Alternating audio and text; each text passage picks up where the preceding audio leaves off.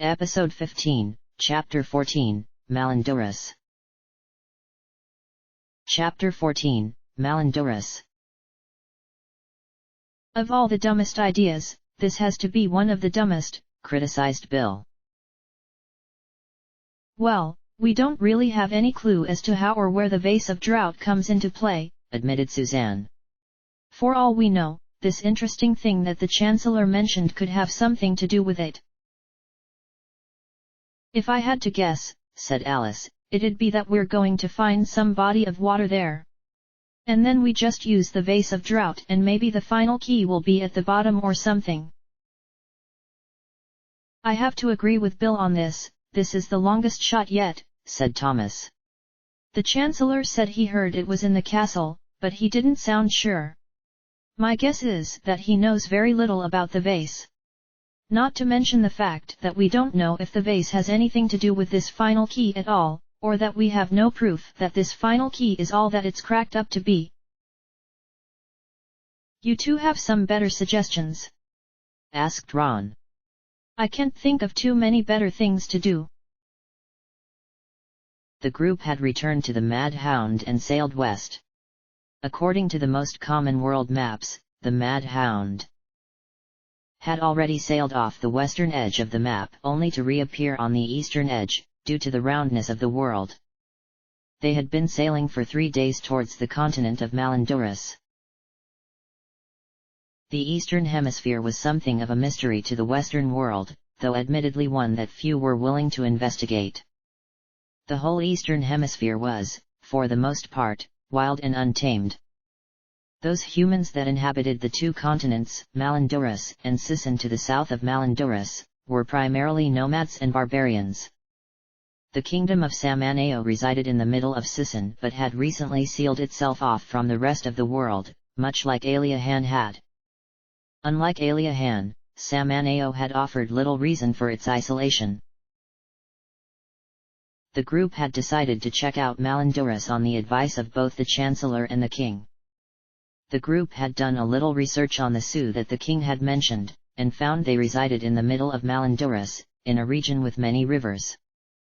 Since the Chancellor had told the group that there was something happening in a forest on the eastern side of Malandorus, the group decided to investigate that first, since that would be closer. Hey! You 4! Came the voice of Captain Marbili. We've got aerial foes coming this way. Hades Condors by the looks of it. Hades Condors? asked Suzanne. For the most part, they're about as dangerous as your typical scum. But they've got a spell that can teleport a person against their will. That's why anybody sailing these days makes sure to keep a wing of wyvern on them, explained the captain. Still, most ships don't have these enchantments like what you've put on ours, so the best a sailor can do is either teleport to the ship's next destination to be picked up or back home. A true pain. Here they come, warned Ron. 2 large blue birds descended on the group. Alice sent a stream of fire at the birds, giving them some good burns. The birds were far from done, however. One of the birds swooped at Suzanne and gave her a good peck to the shoulder, doing so in one fluid motion such that Suzanne missed on her counterattack. Ron managed to hit the same bird with a slash to its torso, but the bird still lived. Thomas was casting a spell of his own. He finished his spell just before the spell-casting bird did, and the bird was engulfed in the energy waves of a spell-stopping spell. The condor could do nothing but make angry noises as its spell failed after it had finished casting. Alice took out her sword and joined the melee. The wounded bird, seeing her and thinking her an easy target, came in for an attack. Though Alice was still the least skilled in weaponry of the group, she managed to inflict the killing blow on the weakened bird. The spell-casting bird, no longer having that option available, came in for a strike on the group. It was met by the blades of Suzanne, Ron, and Thomas and met a fate similar to its comrade. Good job on that sealing spell, Tom, complimented Suzanne. It would have been really annoying if those birds got somebody lost somewhere. I wonder where the spell sends people, commented Alice. Surprisingly, it usually sends a person into a town or other friendly place, said Captain Marbeli as he approached the group. It'd be more than an annoyance if they sent people straight to the Archfiend's lair or something. You guys did well against those damn birds.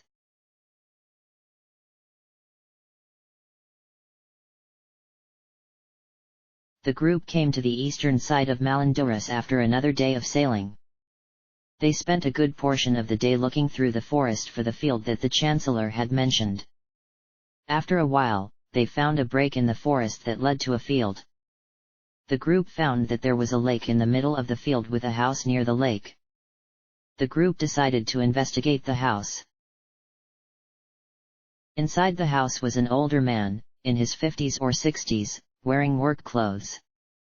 The man had been enjoying some coffee at his table when the group knocked on his door. "Hello," greeted the old man. "Who might you all be?" "We're a group of travelers," replied Suzanne. She and the rest of the group introduced themselves to the man. "Nice to see people for a change," said the man. "My name is Pulse. What brings you four out here?" "To tell you the truth, we're not entirely sure," admitted Suzanne. "We were told by the Chancellor of Eganbear that there was something interesting around here. He didn't tell us what though." "Eganbear you say?" asked Pulse.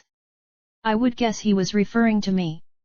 I came to him a short while ago with a request of sorts.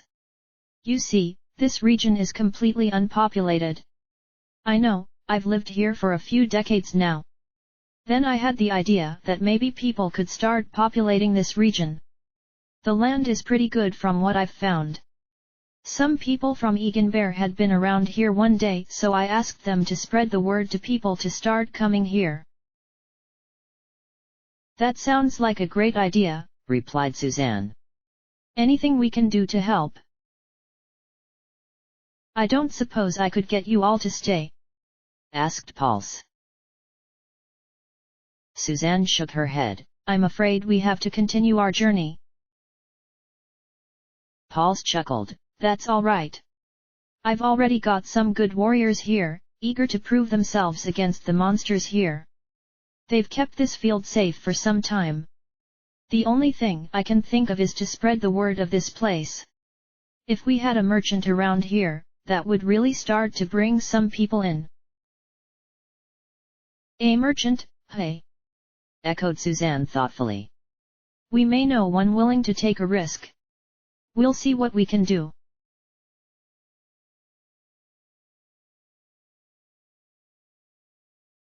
"You're going to ask Bill to help Pulse out?" asked Alice. "I'm going to mention it to him," answered Suzanne. "It'll be up to him if he wants to do it or not." "I don't think he'll go for it. How's he going to make money out here?" said Ron. "That's true, but what if a town were built here? He could easily make a profit then," returned Suzanne. "Yeah, I know he probably won't go for it. And that's all right too. We can certainly still use his help. I'm just going to mention it to him and see what he says." The group returned to the Mad Hound and went straight to talk to Bill. They found the merchant looking over figures and records in his room on the ship. "Hey Bill," greeted Suzanne. "We're back from our little trip.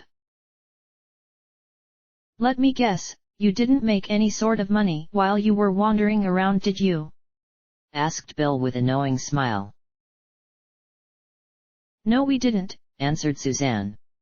As Bill started laughing at her, she cut in, "But we may have a business opportunity for you." At the mention of a business opportunity, which sometimes led to money, Bill stopped laughing immediately. "I'm listening," he said. "We met a man in a cleared area of the forest near a lake. The man's name is Pulse and he said he wanted to get a town together in the area. He already has some warriors and fighters to guard such an area, but he needs people. He also needs a merchant. Don't know if you're interested, but I thought I should mention it to you. Suzanne explained. You bring up an interesting point. Of course, there's a good chance that nobody would ever show to this spot.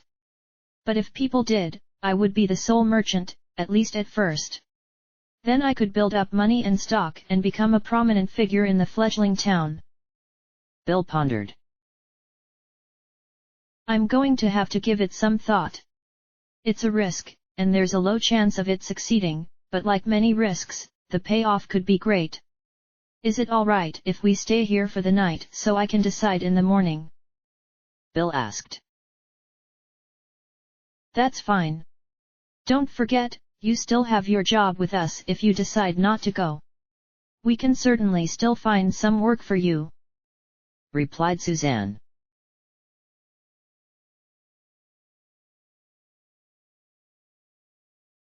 The next day, Bill came to the group with his decision.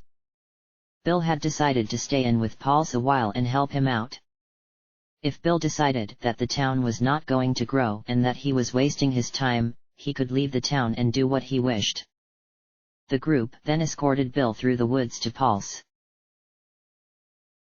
You're back, greeted Pulse when the five came to his door. And I see you have someone else with you. Hello, my name is Bill, introduced Bill. I am told that you are Pulse. I hear you are trying to start a town in this region and would like a merchant to help you out. Well, I'm just the guy for the job. Really? You'll stay? Exclaimed Pulse. That's great. Thank you. It may be some hard work, but I'm sure we can make it worth your while.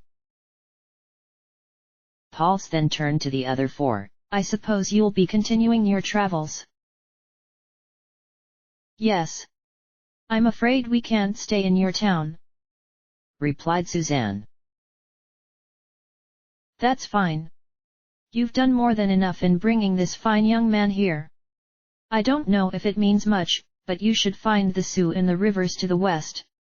In their village is a well. Try digging around that well. There's something interesting there. I can mark where their village is on a map, said Pulse. Well, we'll see if they allow us to do that. Thank you for the tip, said Suzanne. Then Bill walked up to the four. Well, I guess this is where I offer my resignation. We're going to be in trouble without you, Bill, said Ron. None of us can work the financial magic that you've been working. Yeah, we've saved a lot of money while you've been here, said Alice. If this doesn't work out, you make sure to come straight back to us. Like I said, we can always get some work for you. For a nice salary, of course, said Suzanne. We'll see how things work out. You guys be safe out there. You can't make money if you're dead, said Bill.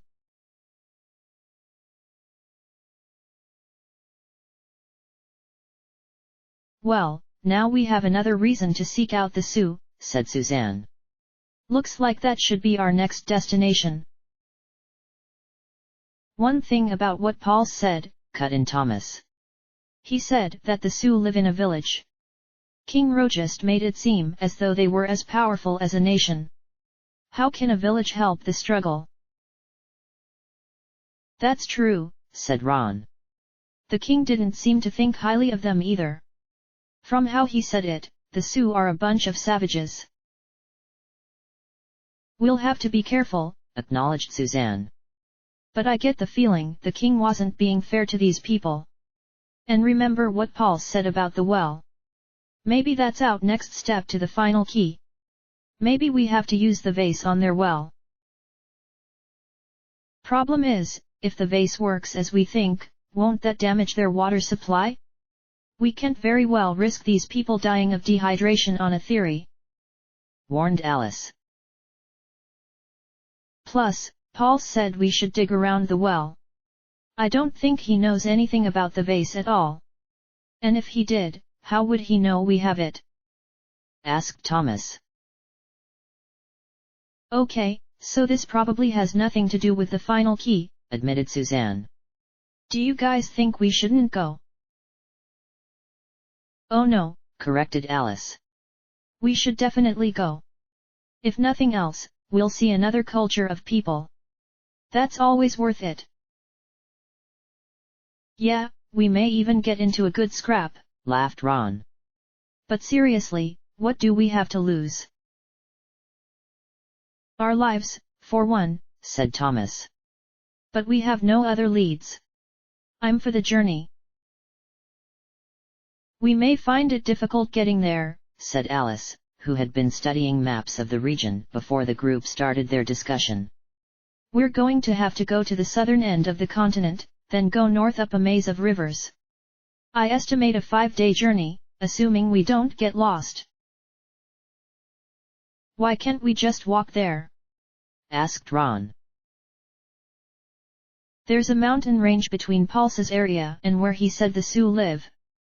In fact, the village is in a small area boxed in by a river and the mountains. They probably don't get many visitors, explained Alice.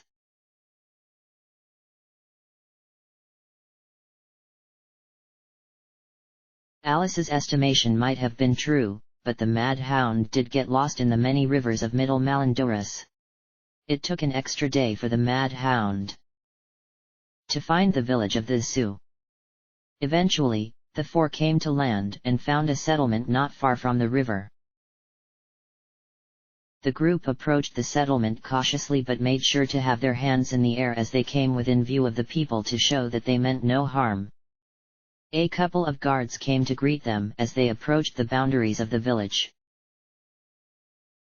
Hold! What are your intentions here? Asked one of the guards. We are a group of travelers.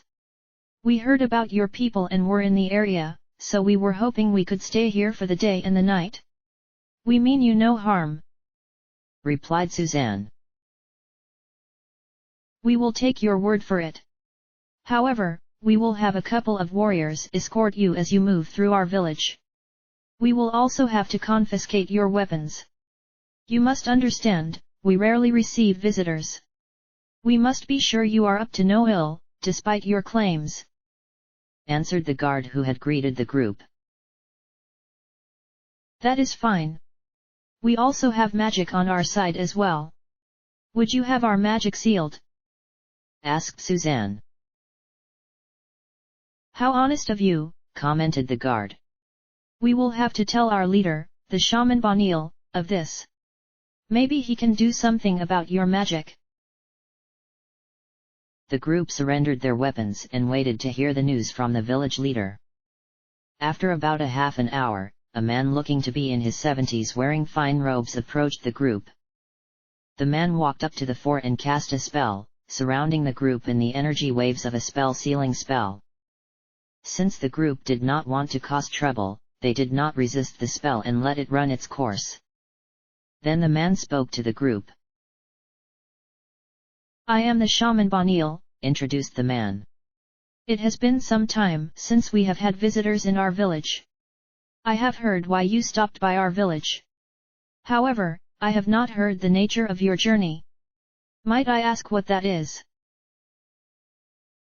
We have been trying to forge alliances between the nations of the world against the Archfiend who has taken over southern Terrasia, explained Suzanne. Have you heard of the Archfiend? I have not. I do remember the stories of the last two Archfiends. Vile creatures they were indeed. You are hoping to unite humanity against this threat? Asked Bonil. Yes, we are. The reason we are in this region is that we have currently hit a dead end.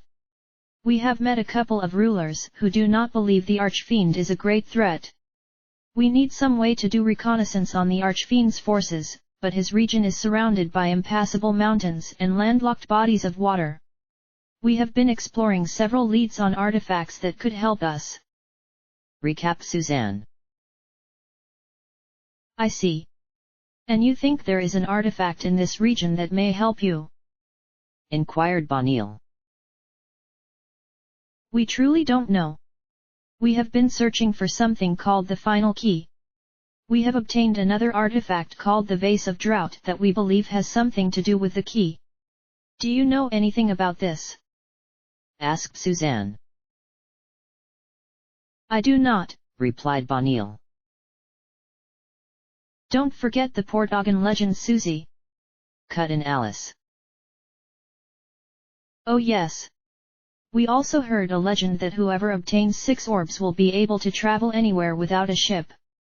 It could just be a legend, but if it were true it would help immensely in seeing what the Archfiend is up to. Continued Suzanne. Ah yes, the orbs. I have heard of them. You might try the Tower of Arp on the southwestern side of the continent. There you will find the echoing flute. It is an instrument that is said to make echoes when played near one of the 6 orbs. Answered Bonil. So you have heard of this legend. Maybe there is some truth to it then. Thank you for the information. We also heard one other thing, from a man named Pauls who lives to the east. He said to check the well in your village. We would never do so without your permission, but I am curious, do you know what he speaks of? Continued Suzanne. Pauls. He is another visitor that we had some time ago. He has given us no trouble. At the time, he meant to start a settlement to the east. Has he succeeded? Asked Bonil. He's making progress, but there is no formal village there yet, answered Suzanne. As to the village well, I know not what he speaks of. If you wish to investigate, you may keep whatever you find, so long as no other member of this village claims it, said Bonil. He said we would have to dig. Do we have your permission to do so? Requested Suzanne. You shall not dig very deep. But you may dig. Permitted Bonil. Thank you, Sir Shaman, thanked Suzanne. Might we also stay the night here? You may, answered Bonil. The group then decided to explore the village. They would have liked to split up, to get more done in a shorter time, but they could not as the guards wanted them in one place. As the group made their way to the well they met many of the Sioux and made conversation with them. The Sioux took notice of the 4 since, as the guards and Bonil had mentioned, they were unaccustomed to visitors.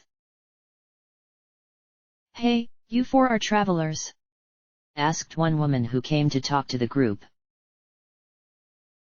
We are, answered Suzanne. I heard that you've been looking for some artifacts, said the woman. There was this other traveler here, around the same time as that Paul's fellow. He was a wizard. He was also looking for some artifacts. You might want to talk with him.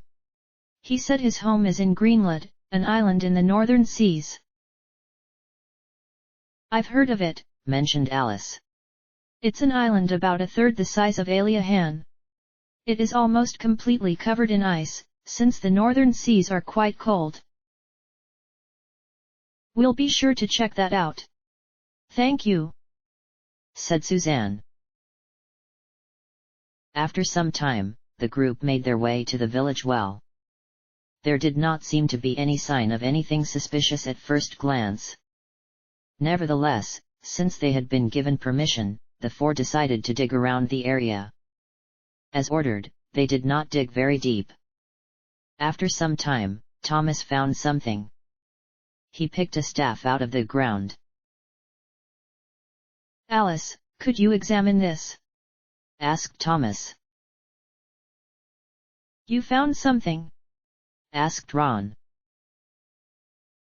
Let me see, said Alice. She took the staff and examined it closely. It's got some magic runes on it. I won't be able to tell for sure until we have use of our magic again, You will have to give that to us for the moment, said one of the guards who were escorting the group. We have to be sure this hasn't been lost by someone in the village.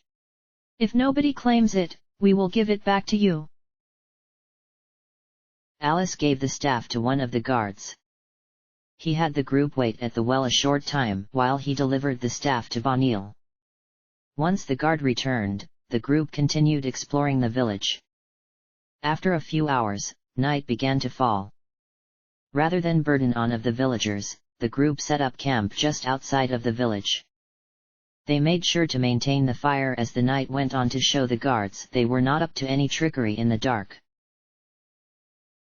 As the group prepared to settle down for the night, Alice decided to go for a walk through the village once more before dark. She met up with the guards on the night watch and went about the town, observing what the village was like at night. She came across a horse walking around at night. Did somebody forget to tie their horse up for the night? Asked Alice. Oh no, they don't tie me up anymore, came a voice, amazingly from the horse itself. What they? You can talk? Exclaimed a very surprised Alice. Interestingly, the two guards with her did not seem startled by the talking horse at all and found her surprise very amusing. Yes, I can talk, said the horse indignantly. I am Ed, the talking horse. You can't well have a talking horse that can't talk. I'm sorry, Ed, apologized Alice. But I've never met a talking horse before. It caught me off guard. It's all right, sighed Edition. Your reaction isn't the worst I've ever had to put up with. I have heard about you and your friends, but I have not heard your name. Might I? My name is Alice, introduced Alice. Hello, Alice. I have heard that you and your friends are in possession of the Vase of Drought. Is that true? Asked Edition. Yes, that's true. You've heard of it? Answered Alice. I have, replied Edition. I also hear that you don't know how or where it is used. Is this true? That is true, said Alice, starting to get excited. Do you know anything about it? Whoa, settle down, said the horse, chuckling at her excitement. I heard some things about it a long time ago. From what I've heard, the vase is supposed to be used in the ocean immediately to the west of this continent, almost directly west of this village. There should be some marker of where to use it, but I don't know what that would be. Thank you for the information, said Alice, hugging the horse. We had no idea where to go next with this. Whoa, don't thank me so much, laughed Edition. I don't know if what I've heard is true. For all I know, this all a wild goose chase. I do hope it helps you though. Alice spent some more time talking with Ed before she decided to return to her group's camp and go to sleep. Before she left the guards, she asked them about Edition. That being is an enigma.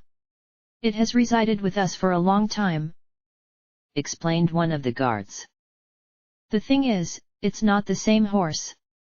You were right about someone forgetting to tie their horse. In the morning, that horse will likely be a regular horse. This Ed has been a number of random horses throughout years and decades that were left untied by their owners at night.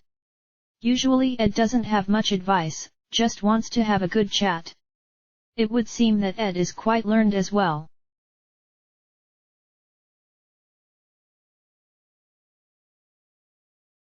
In the morning, the group returned for another audience with Bonil. Bonil gave the staff from the well back to the group and told them that none in the village believed it belonged to them. Both the four and Bonil were amazed that a staff was hidden in a shallow hole around the well, without having been found for who knew how long, and that Paul somehow knew of it. Nevertheless, the group eventually bid the village goodbye and returned to the Mad Hound. You guys! Yelled Alice at the top of her lungs from her cabin, where she had been studying the staff. You have to see this. Whoa, calm down Alice, cautioned Ron. You didn't set fire to your room again, did you? No, but I could, and without even using any of my magic, shouted Alice, not calmed down in the slightest. We would prefer it if you didn't do that, laughed Suzanne. And if you gave us an explanation, muttered Thomas irritably. Okay. This staff is incredibly powerful. If one speaks the command word and aims the staff as one would aim the associated spell, this can mimic my stream of fire spell. And it's the stronger one too. And it won't take any of my magic to use. Plus, it can be used indefinitely, explained Alice. That's incredible, remarked Suzanne. I've never heard of such a powerful artifact before. An incredible killing tool from long ago, said Thomas. Fortunate that we found it, rather than it falling into the wrong hands. You should keep it safe and use it wisely, Alice. Don't you worry, Tom. Using this staff is like using the spell that comes with it. You don't do it unless you have to and you're prepared for the consequences, assured Alice. So I'm guessing that we're going to search the Western Ocean now? asked Ron. We have few other leads, at least on the final key, said Suzanne. If this doesn't work out, we still have 2 other places we could go to. 2? asked Alice. I thought our only other place of interest was this Tower of Arp that the Sioux told us about. You're forgetting Jipang, that city-state we heard about back at the Port Ogden Shrine, explained Suzanne. Do you know how long it will take to search an entire ocean? asked Thomas. Too long, acknowledged Suzanne. That's why we have a search radius. This Ed that Alice talked to said that what we're looking for is almost directly west of the Sioux village. That means it'll probably be a little to the north or a little to the south, but it should be somewhere in that area. Did the horse mention how far west what this thing is? North and south are not the only factors we need to worry about, reminded Thomas. That is true, said Ron. This could take a while indeed. It'll also take a while just to get there, mentioned Alice. It'll take just over 6 days just to get out of the rivers into that ocean. Then the search begins. We might also get other things done in the meantime, suggested Thomas. Didn't they say there was a wizard to the north of Malandurus? Our path would take us near this greenwood, won't it? Yeah, it will. Good idea. We can see if the wizard knows anything that will help us, replied Alice.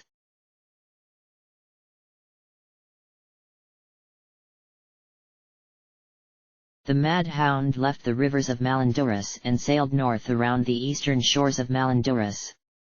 As they cleared the northern tip of the continent, they found an island, slightly smaller than Egan Bear, with a strange structure on it. The structure appeared to be a shrine, but its shape was that of a triangle if viewed from above. It differed from a pyramid only in that it had the same shape and size on its bottom floor as it did on its top. The group decided to take a quick detour to check the shrine out. They found 3 travelers' gates inside the shrine, one at each of the triangle's points. However, at the end of each traveler's gate was a locked and magically sealed door, too powerful for the group's magic key. Remembering to note the location and nature of the shrine, the group resolved to return sometime after getting the final key, if they could find it. The group came to the icy land of Greenland about a day later. The Mad Hound was finding the ocean to be a more perilous place, though not just due to monsters. The ocean in these colder regions was now subject to freezing, limiting, and constricting the Mad Hound's movements if it wanted to keep from being beached. The group spent a brief time exploring Greenland and eventually came upon a house.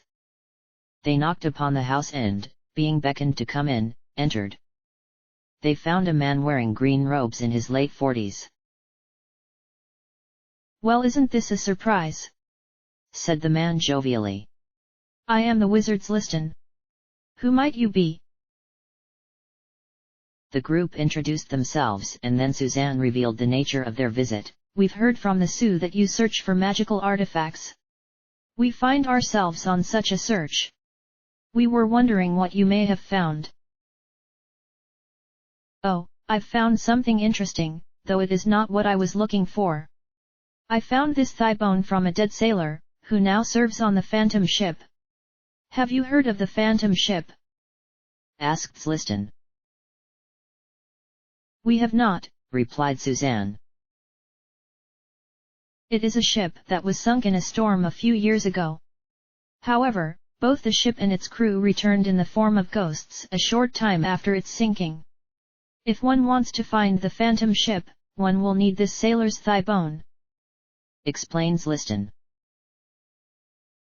Liston then looked at the group hopefully. "What I search for is something called the Staff of Change. It allows the user to change his appearance. Might the four of you possess this artifact?" "I'm afraid we do not," answered Suzanne. Liston's hope notably faded from his face. "Oh. Well, if you do find the Staff of Change, consider bringing it to me. I'll trade you the staff for the bone."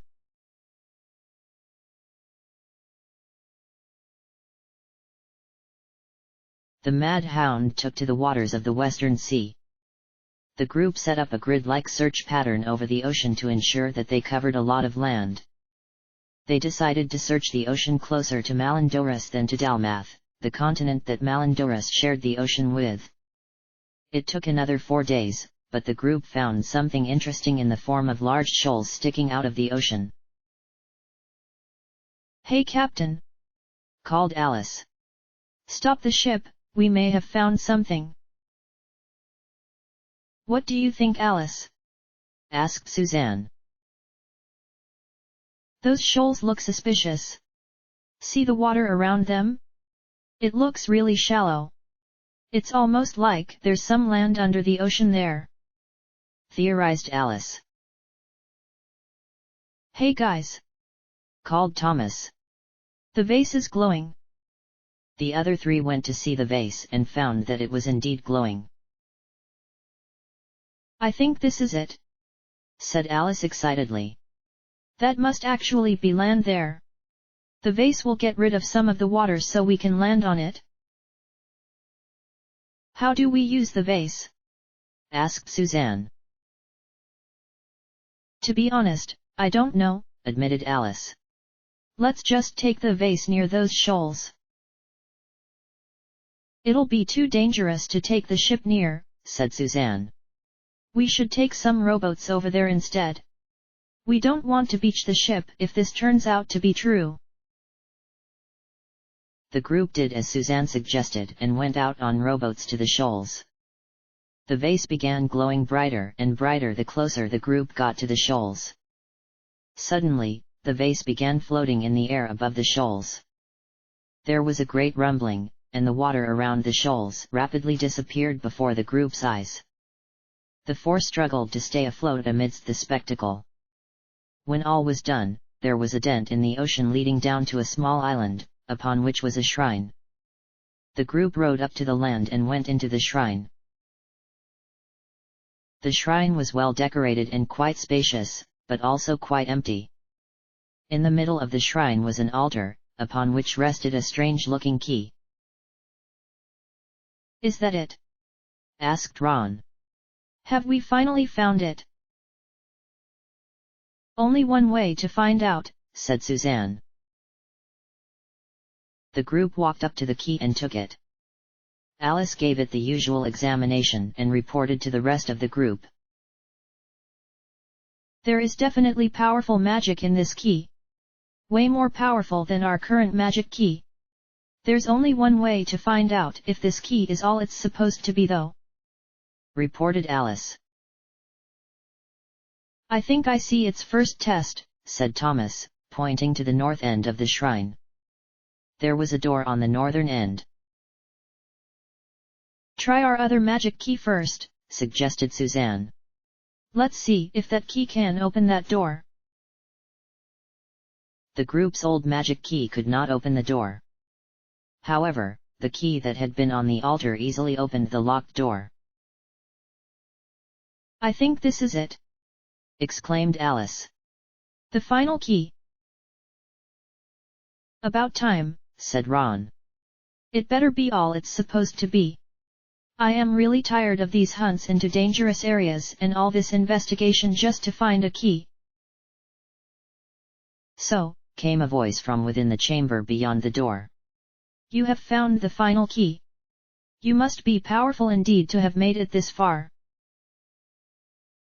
The group entered the room and soon drew their weapons as they found a skeleton resting upon a grand throne.